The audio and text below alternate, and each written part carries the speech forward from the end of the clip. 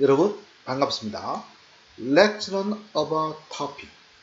토픽 쓰기 30점을 올리는 키포인트 강의. 이번 시간에는 기출문제 유형, 원인, 결과, 전개 문장 중심 두 번째 시간이 되겠습니다. 문제 보시죠. 다음을 읽고 기억과 니은에 들어갈 말을 각각 한 문장으로 쓰시오. 많은 사람들이 칫솔을 욕실에 보관한다. 그러나 욕실처럼 습도가 높은 곳은 칫솔을 보관하기에 기억. 습도가 높으면 세균이 많아지기 때문이다. 따라서 칫솔을 니은 욕실에 두는 것보다는 건조하고 바람이 잘 통하는 곳에 보관하는 것이 좋다. 자, 먼저 핵심어 찾아볼까요? 칫솔이 되겠죠. 다음으로 담화표시 한번 찾아보죠. 기억 앞에 그러나 있습니다. 다음에 때문이다 있죠. 그래서 역적과 인과라는 거 알 수 있죠. 니은 앞에는 따라서 나와 있네요. 인과죠. 그 다음에 보다는 나와 있으니까 비교가 되겠네요. 그러면 전개 유형 보면 앞 문장은 원인과 결과고 따라서 이후의 문장은 비교와 대조라고 하는 것을 알 수 있죠. 자, 의와 표현 한번 찾아보죠. 기억 앞뒤를 보니까 칫솔을 보관하기에 좋다. 그죠? 보관하기 좋다. 그런데 여기서는 어때요? 그러나가 나와 있으니까 이 표현을 부정하는 게 나와야죠. 그래서 좋지 않다. 즉, 지 않다라고 하는 부정의 문법 유형을 쓸 수 있겠죠. 자, 다음 이어 볼까요? 칫솔을 보관하기에서 힌트를 얻으면 칫솔을 보관하다 되겠죠. 근데 비교가 나와 있어요. 그죠? 비교니까 앞은 가정법을 써야 되겠죠. 그래서 칫솔을 보관한다면 이렇게 되겠죠. 그래서 답은 기억은 좋지 않다, 적합하지 않다라고 하는 부정문을 쓰면 되고요. 니은의 경우에는 보관한다면 또는 보관할 때는 이라고 하는 문법을 사용하면 되겠습니다.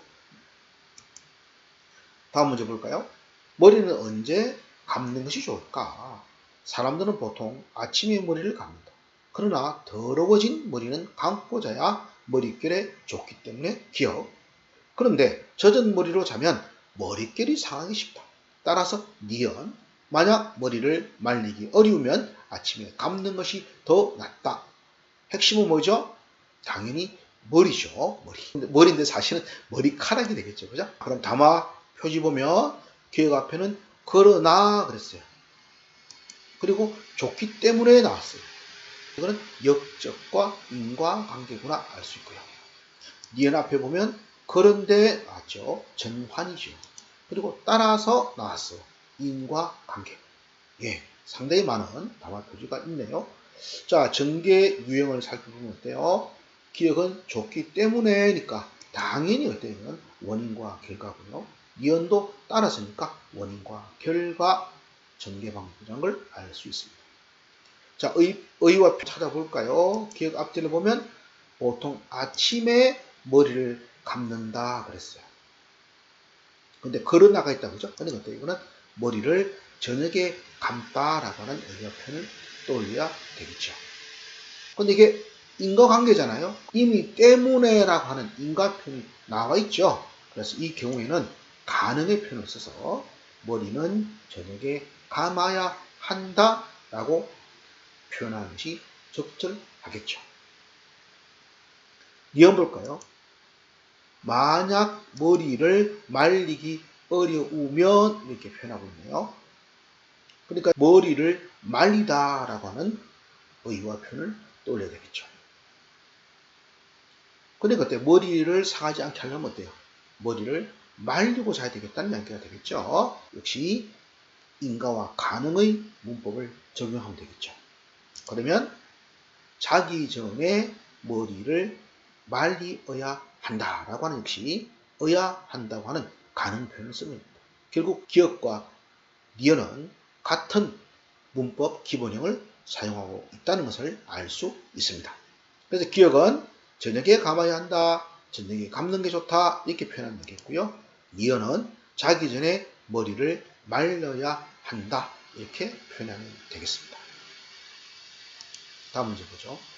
갈증 해소를 위해 탄산음료를 마시는 경우가 많다. 그러나 탄산음료는 마시는 순간에는 마치 갈증이 느껴지지만 실제로는 갈증이 더 심해진다. 이러한 음료에 들어있는 설탕 성분은 우리 몸 안의 물이 몸 밖으로 니은 이렇게 물이 빠져나가면 몸 안의 수분이 부족해져서 갈증이 더 심해지는 것이다. 핵심은 뭔가요? 갈증이죠. 그 다음에 물이 되겠죠. 담화 표시 한번 찾아볼까요? 기억 앞에는 그러나 나와 있습니다. 역접이죠. 그리고 마치 나와 있네요. 역접과 가정이라고 하는 걸 알 수 있고요.